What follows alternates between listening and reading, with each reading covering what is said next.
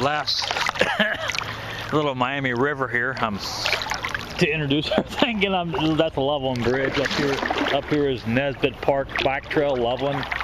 And since I can bring my bike down so easy, I don't have to worry about my bike being locked up there. I can keep an eye on it. It's easy to bring it down from the park or bike trail down here to the riverbank. And what did I do here wrong? Did I zoom up on the wrong thing? Oh, I got my finger in the way. All right.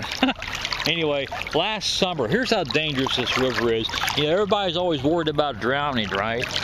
And that's why, you know, I really walk slowly when I get to this river. I've always heard that weather conditions can even change a river bottom.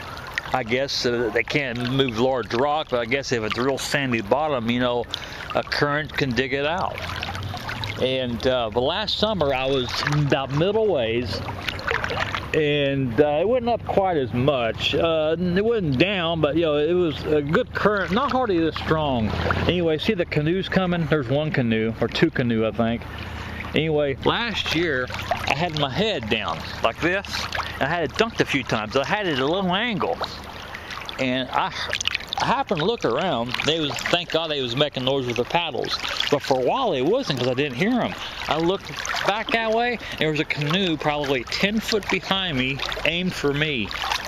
And I think the only thing that identified me or gave me away, I turned. When I turned like this, a lady in front of the canoe, 4 or 5 of them in the canoe, a lady said, "Oh my God, go to the right or left." They didn't see me in this water. You know, and they was actually aimed for me, you know, unintentional, of course.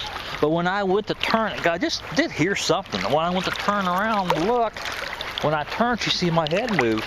If it wasn't for me turning, that canoe would probably took my head off or broke my neck. So, you know, it's not what you think will get you. But, you know, he's kicking. I like he's I don't want to kind of rev at it, or she's kicking. But, you know, it ain't always what you think will get you. Luckily, something to the canoe, they wasn't making a bit of noise. Until I turned around, I just heard something. And when I turned around, none of their paddles were moving. I guess it's just the way the water current. It was a real quiet canoe.